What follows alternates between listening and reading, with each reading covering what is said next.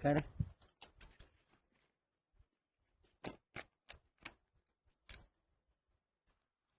नमस्कार. नमस्कार. तुमचा परिचय द्या. मी दिलीप गणपती पंखे, राहणार राळेरास, तालुका बार्शी, जिल्हा सोलापूर. माझा मोबाईल नंबर आहे 99 21 43 57 70.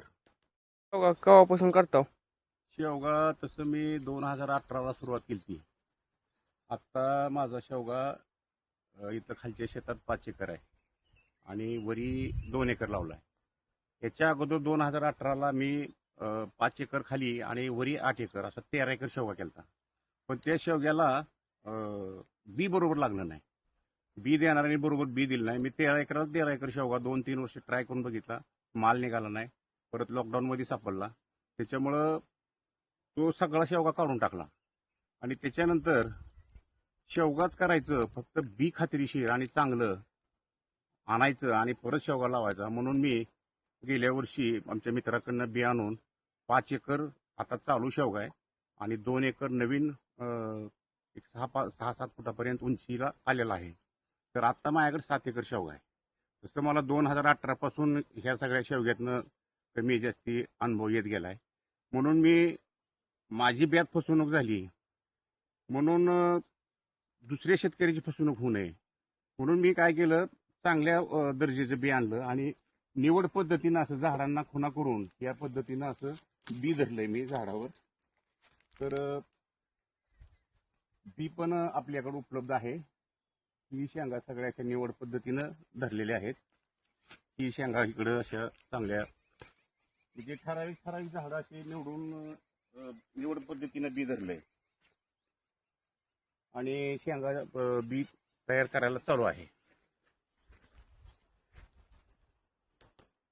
तुमच्या शेवग्याची कोणती व्हरायटी आहे?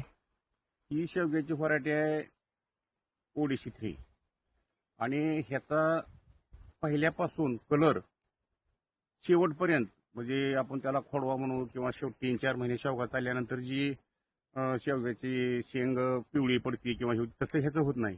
शेवटपर्यंत हिरवीगार लांबलचक शेंग आणि एकदम कलर चकाकी चांगली. बाजारात हिला 2 पैसे आगाव मिळतात. एकदम उत्कृष्ट प्रकारचं ओडिसी 3 जातीचा शेवगा बी मला खात्रीशीर मिळाला आहे आणि त्या पद्धतीनं मी यावर्षी उत्पन्न पण काढलेलं आहे. आणि मला जो त्रास झाला बियाचा तो इतर शेतकऱ्याला होऊ नये म्हणून मी बी पण धरलेलं आहे आणि खात्रीशीर बी आहे की डोळं झाकून बी न्यावं. म्हणजे अतिशय चांगल्या व्यक्तीपासून बी आणलं आणि खात्रीशीर बी मिळालं. मी उत्पन्न काढून बघितलं आणि मगच मी निवड पद्धतीने बी धरायला सुरुवात केली. तुम्ही शेवग्याकडेच का वळाला? कसं आहे माहिती आहे का, शेवगा तसं माझ्या आवडीचं पीक बी आहे पहिल्यापासून. मी 2018 पासून शेवग्याला आबदत होतो. मी आता ह्या वर्षी 2 वर्ष सक्सेस झालो. शेवगा कसं पीक आहे, भाजीपाला पिकाला कुठल्याच भावाची गॅरंटी नसते.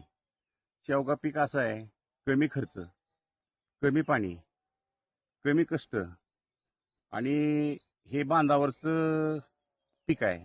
बांधावरचं झाड म्हणजे असं सहजासहजी येणारं पीक आहे. म्हणून मी ह्याच्याकडे वळलो. ह्याचं ऊसापेक्षा तर नक्कीच 100% जास्त पैसे होते. मग इतर पिकं करायची, मिरची करायची, टोमॅटो करायचं, ढोबळी मिरची करायची, ककडी करायची, 2-3 महिन्याला मोडायचं, परत ते नवीन काहीतरी करायचं, मशागत करायची, ह्याच्यातच माणसाचा खर्च ही भयान होतो.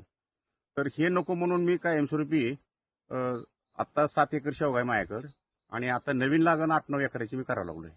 टोटल माझा शेवगा 15-16 एकर होईल. कारण का ह्याला एकदा लावलं ड्रीप असलं की ह्याला काही करायची गरज नाही.